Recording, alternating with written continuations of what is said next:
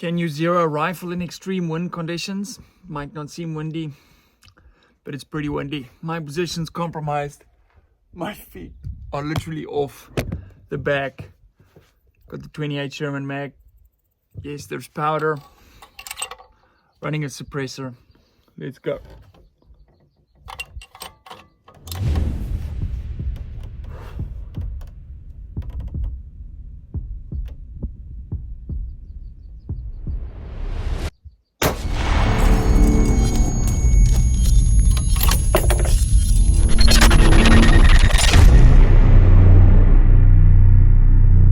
Guys, good morning. Welcome to a windy-ish morning and my super brightly colored top. I don't know what's brighter, if it's brighter outside and I left my sunglasses at home like a chop, or my top.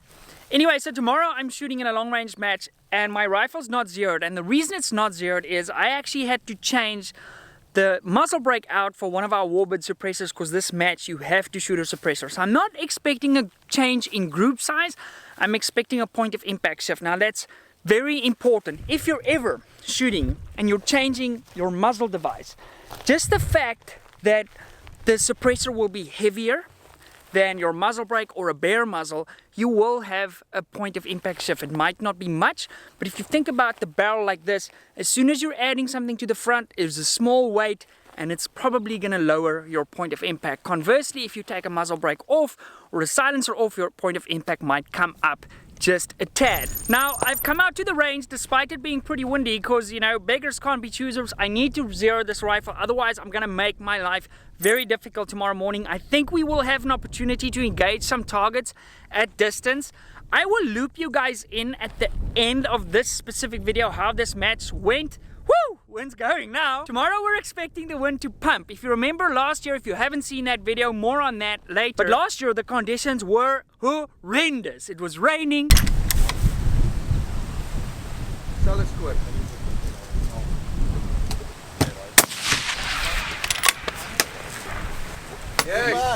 And it was windy, and it's November in Cape Town, which is meant to be freaking summer.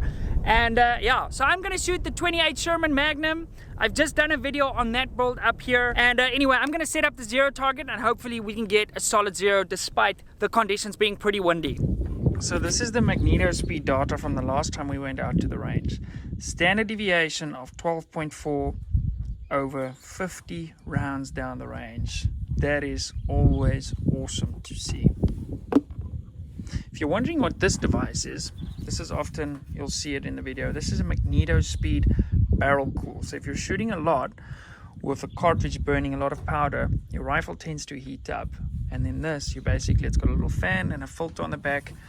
You pop it in there, it's very annoying, but it helps to cool the barrel significantly faster. So I've made some adjustments on the scope. I'm going to shoot a 3-round group. And then we'll see what we're working with. Oh, my right arse cheek is cramping.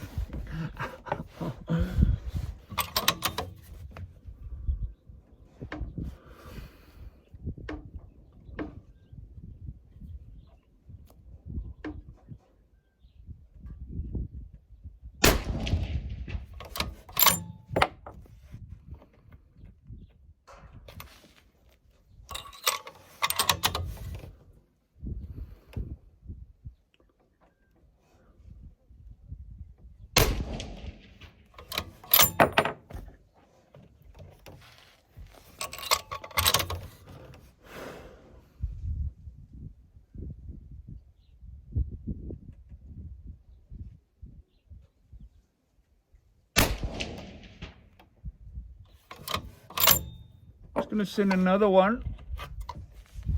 Well, actually, let's make it 5.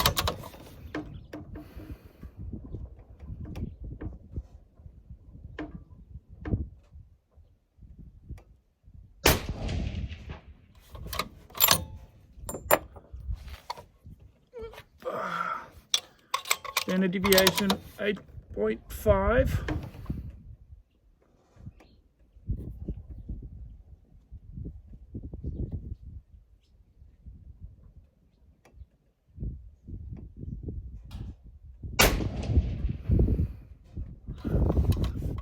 That'll have to work, baby.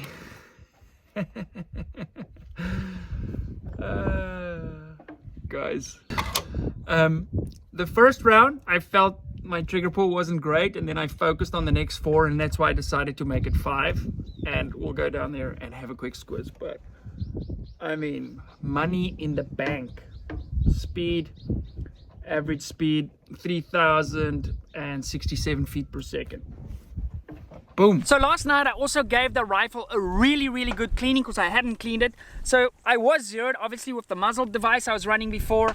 That's where I hit my very first 2 shots, 2 basically through the same hole. Came over on windage, hit at the bottom of the target, add another click to that.